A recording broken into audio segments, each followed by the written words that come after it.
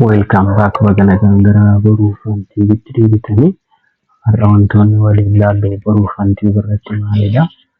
Tiitoriyaalota darban akkuma waliin ilaalaa turre masaawwan darban irratti asirratti wanti ilaallu baay'een isaa amma maalinni siisteema keenya kana dura PHP fayyadamaa turre amma immoo PHP keenya kana advaansed gochaa gara PHP frameworkiitti darbaa jirra jechuudha. Warroonni haalli durattiin wantoonni duraa sun jala darban gara tiitoriyaalii keenya marsaa saglaa tokko haga sagalii kan jiran irra deebitanii PHP akkamitti akka fayyadamne piroojeektiiwwan garaagaraa hojjechuu dandeenyu waliin ilaalleerra. Amma immoo PHP frameworkii fayyadamnee akkamitti hojii hojjechuu dandeenya. Bizinees loojikii isaa immoo akkamitti keessa gallee daataawwan nu barbaachisu akkamitti akka hojjechuu dandeenyu waliin ilaallaa jechuudha. Ani Dajaneen jedhama. Hanga gareewwan garee boruufan tiivii irraa akkasuma YouTube chaanelii kana immoo subscribe gochuu hin dagatinaa. Viidiyoon kun yoo isinitti tole immoo like share gochuu hin dagatinaa isiniin jedha. Kanaaf wantoonni nuti hojjennu baay'een isaa amma maalinni PHP frameworkidha jechuudha. Jalqaba irratti PHP framework jechuun maal jechuu akka ta'e ilaalla. PHP framework jechuun framework jechuun wanti koodiin iddoo tokkotti walitti qabameera. PHPdha. Syntaxiin isaa PHPdha. Garuu haala salphaa ta'een akka nuti fayyadamnuuf kan nuuf qophaa'udha jechuudha koodiiwwan jiran. Baay'ee isaa garuu PHP haala nuti daataabeezii konfigariitti goonu, haala nuti koodiitti barreessinu hundi isaa redundansii qaba, irra deddeebii qaba. Isa san immoo hambisuudhaaf PHP'n akka nuti itti fayyadamnu syntaxota isaa performaansii siisteema keenyaa akka nuti guddifannuuf kan nuuf qophaa'ee jechuudha. PHP'n populariidha, beekamaadha. Akkasuma immoo fireemworkota development language kamirraa ol PHP fireemworkii baay'ee bal'aa ta'e qaba jechuudha. By the way, PHP jechuun oldest outdated waan ta'e waa baay'ee turamedha. PHP irratti hojjetamu jechuudha. More amma nuti maaliif sadarkaa xiqqaarraa kaanee ol dhufaa jirra jechuudha. Kanaa booda wantoonni nuti hojjennu jalqaba dura about PHP amma tokko konseptii isaa waan beeknu revise goona. List of PHP framework, what is coordinator, PHP framework keessa coordinator Laravel, akkasuma immoo projectii create gochuuf maaltu nu barbaachisa, business area keenya, business idea keenya akkamitti akka fayyadamnu, professionally ta'uudhaaf immoo maal gochuu akka qabnu waliin ilaallaa jechuudha.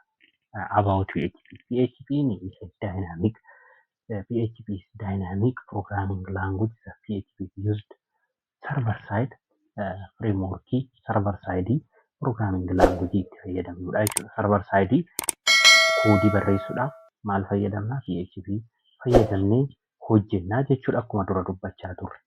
Ittaansine list of PHP framework warra jedhaman PHP list frameworkota hedduu qaba, baay'ee qaba. Isaan keessaa lama more kan top ta'an baay'ee isaa laallama. More coordinatariin hunda isaaniitirraa baay'ee salphaadha.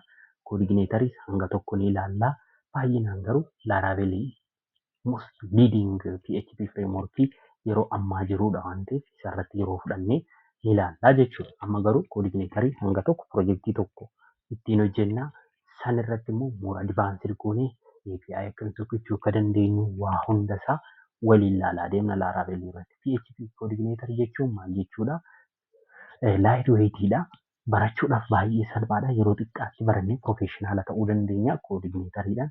Fakkeenyaaf an coordinatarii torbee tokko keessatti professionaala waa hunda ittiin hojjechuu danda'e, pirojektoota hedduu ittiin hojjedhe, pirojektoota sadarkaa naannootti, sadarkaa biyyaatti irratti jiran, sadarkaa waan baay'ee isaa ittiin hojjechaa jiru. Ammas hojiirra kan jiran gara siisteema torbaa ittiin hojjedhee jira jechuudha. Isa coordinatarii kanaan baay'ee daataa guddaa baachuu danda'a. Haala barbaanne manage gochuu dandeenya. Customize gochuudhaaf itti fayyadamuudhaaf baay'ee salphaadha. Akkasuma immoo koodii isaa barreessuudhaaf baay'ee salphaadha. Keessa buunee waan baay'ee isaa ilaalaa deemnaa jechuudha. Developera ta'uuf garuu dursa PHP beekuun gaariidha. Maaliif jalqabarraa kaanee ol dhufaa dhufnaa sanaan booda coordinatariitti dabarraa coordinatariirraa gara Laravel yookaan Symfony achumaan immoo gara JavaScriptotaatti darbaa deemnaa jechuudha akka pirogiraamingii keenyatti. Laravel the leading PHP frameworkidha. amma dursaa jira. Sadarkaawwan itti fayyadamaa addunyaan developmentii open source keessatti PHP jiran keessaa Laraaveliin dursarra jira jechuudha frameworkota jiran. Sababni isaa maaliifi tokko Laravel is a web application framework with expressive, elegant and syntax isaa jechuudha. Laravel is a free and open source PHP based web framework for building high-end web application. Web application develop gochuuf akkasuma immoo Laravel download gochuuf install gochuuf configure gochuun straight forward by simple using command haala salphaa ta'een hojjechuu dandeenya. Isa kana fayyadamnee immoo piroojeektii akkamitti create gochuu dandeenya? Creating projectii jechuun piroojeektii tokko create gochuuf waan hojii hojjennu baay'ee isaa nu hubachiisa jechuudha. Konseptii hojii ittiin hojjennu baay'ee isaa akka hubannu nu taasisa piroojeektii gaafa create goonu. Piroojeektii tokko create gochuun dura software development life cycle beekuu qabna. SDLC kana beekuu qabna. Software development life cycle. Software development life cycle jechuun jalqaba irratti maal gochuu qabna? Piroojeektii hojjechuuf deemnu san karoorfachuu qabna. Planning, understanding, plan gochuu qabna. Erga plan goonee booda immoo requirement isaa gather gochuu qabna. Erga requirement gather goonee walitti qabannee odeeffannoo walitti qabanne sana immoo gara maal gochuu qabna? Analyze gochuu qabna. Iddoo tokkotti analyze goonee kun keessaa bahuu qaba, kun galuu qaba, kun keessaa bahuu qaba jennee analyze goona. Steepii sadaffaa irratti. Steepii afuraffaa irratti immoo isa adda babbaafne kana requirement gargar baafne kana yeroo requirement kana analyze goonu, gather goonu, analyze goonu. Gathering jechuun steepoota garaagaraa qaba. Software development life cycle akkuma barumsa irra jirutti jechuudha. Specification qaba. SSRS ni jira. Analyzing requirement akkamitti analyze goona, steepii analyze goonu hedduutu jira. Haala saniin analyze goonee adda baafanna. Erga analyze goonee booda design goona. Piroojeektii keenya maal goona? Design goona. Dizaayiniin kun karaa gurguddaa lamaan ilaaluu dandeenya. Tokko high level dizaayinii fi low level dizaayinii. High level dizaayinii yeroo jennu wantoota jiran programming language fayyadamu. Maal fayyadamu? Language nuti fayyadamu maal jennee adda baafnaa jechuudha iddoo kanatti. Sanaa booda erga diizaayin goonee hunda isaa lafa keenyee intarfeesii nuti fayyadamu maal fayyadamu? Aktaroon achi keessa jiran eenyudha? Use case keenya hunda isaa UML diagraamii keenya erga kaafne Unified Modeling Language jechuudha. UML keenya erga adda baafnee booda diizaayin goonee fixnee booda garamitti deemna? Gara kooding. Hojiin nuti hojjennu amma programming language nuti irratti hojjennu sun eessa jira? Kooding kana keessa jira jechuudha. Daataa keenya kooding kanarraa ka'a implementation jechuudha. Yeroo nuti koodii barreessinu daataa keenya koodii kana barreessina. Kan fakkeenyaaf koodingii keessatti koodingiin gosoota garaagaraatu jira. Programming language fayyadamnee koodii gosa garaagaraatti hojjechuu dandeenya. Fakkeenyaaf tokko PHP hojjechuu dandeenya. C# hojjechuu dandeenya. Akkasuma immoo JavaScriptota warra jiran kan akka Angular, React, Node.js, Python kanneen kana fakkaatan hedduun hojjechuu dandeenya koodingii kanarratti jechuudha. Sanaa booda erga hojjennee booda immoo test gochuu qabna. There are 3 types of testing: black test, unit test, akkasuma immoo system testing kan jedhaman jiru jechuudha. Yeroo nuti black testing fi unit testing akkasuma immoo system test yeroo goonu daataa keenya maal akka itti fayyadamnu beekuu qabna jechuudha. Test yeroo goonu. Unit testing PHP keessatti baay'ee koomanidha. Programming keessatti baay'ee koomanidha unit testing. Fakkeenyaaf tokko ida'uu tokko wal qixa lama kan ta'u yeroo unit testing irratti koodii nuti barreessinu tokko ida'uu tokko wal qixa lama jennee daataa baasnu sun dursee testing keessatti dhumuu qaba jechuudha. Kana yeroo amma nuti randamii barreessinu haala salphaan barreessinu gaafa garuu professional taanee daataa keenya yeroo dhaabbatoota garaagaraa waliin hojjennu testingii kana qaamni nu dubbisu jiru jechuudha. Maaliif namni koodii san dubbisu daataa san qabachuu qaba. Inni dabalataa immoo koomentii koodii keenya irratti barreessuu qabna. Koomentii jechuun outputiin qabu achumatti namni koodii dubbisu sun namni koodii rivaayiz godhee ilaalu akka hubatuuf kan barraa'u koomentii jedhama. Koomentiin sun boor haayilaayit goonee waan qabannudha jechuudha. Koomentii qabaachuu qaba koodii keenya. Koodingii irratti kun isteepii koodingii irratti. Testingii irratti immoo daataa keenya yeroo testii goonu unit testingiidhaan adda baasuu qabna. Erga testii goonee isaanii booda immoo deploy goona. Deploymentiin gosoonni dippilooyimentii gosa garaagaraatu jira. Fakkeenyaaf dippilooyimentiin daataa keenya erga iddoon nuti dippilooyitii goonu sarvara irratti dippilooyi goona. Lookaal maashinii keenya kanarratti osoo hin taane sarvara irratti dippilooyi goona. There are three types of server.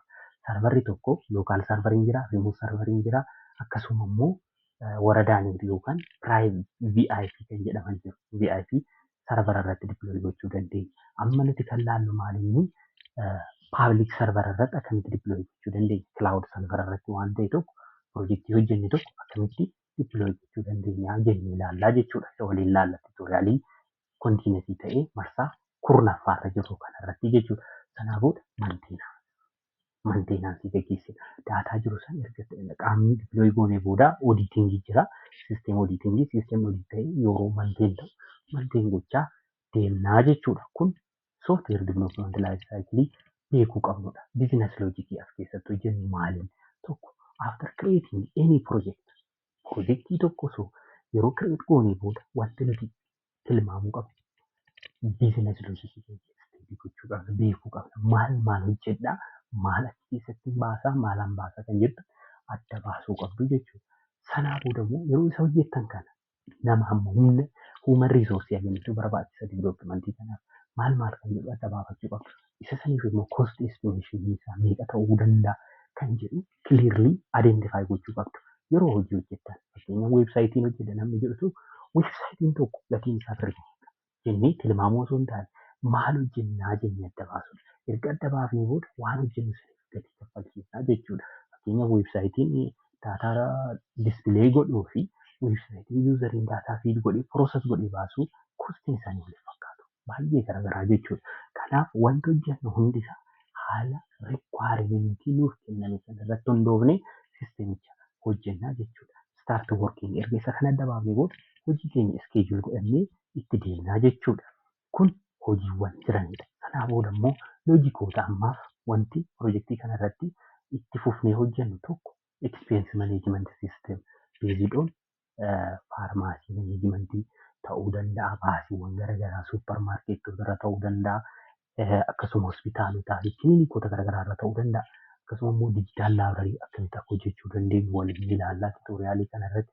Dhaansinee immoo iskuul managementii akkamitti akka hojjechuu dandeenyu waliin ilaallaa jechuudha. Tuutoriyaalota itti dhufan marsaatti aananii dhufan kana. Tokko fakkeenyaaf isa kana expense management system kan jedhu kan maal fayyadamna? Koordineetarii fayyadamnee sisteema guutuusaa waliin hojjenna. Dijitaal laabrarii immoo laaraabeelii fayyadamnee guutuusaa waliin hojjenna. Iskuul managementis akkasuma laaraabeelii fayyadamnee isa kanarratti laaraabeelii daayinaamikii ta'e IP address daayinaamikii jechuun hundumtuu daayinaamikiidha. Kun garuu advaansed kan ta'e konseptii isaa iddoo lamatti qoodnee jaavaaskriptii fi firoontindii fi baakindii gargar baafnee akkamitti akka hojjechuu dandeenyu asirratti iddoo kanarratti iskuul managementii kanarratti waliin ilaallaa jechuudha. Firoontindii fi baakindiin maal akka ta'e waliin ilaallaa jechuudha iddoo iskuul managementii irratti. Kanarratti immoo laaraabeelii fuuluma laaraabeelii osoo jaavaaskriptii kan fayyadamin hojjennaa. Asirratti koordineetariidhaan hojjennaa. Kun tireeningii keenya itti fufanii dhufan irratti kan wal argaa deemnudha jechuudha. Baay'ee warroonni yuutuub chaanelii kana sabiskiraayib gootan namoota waa'ee bu'a qabeessummaa diviloopimentii maal akka ta'e hubachuu barbaadan qofa sabiskiraayib godhaa. Maaliif namni hundi yoo sabiskiraayib godhe daataawwan wantoonni nuti haasofnu kun galuu fi baachuu danda'a waan ta'eef sabiskiraayib gochuun akkasuma laayik sheer gochuun namoota immoo barbaadan biraan gaasiin jedha. Warroonni kontaaktii gochuu barbaadan odeeffannoo kanneeniin iddoowwan adireesii keenya kanatti dhuftanii kontaaktii gochuu dandeessu. Horaa bulaa deebanaa galatoomaa ulfaadhaa. Baay'ee baay'ee.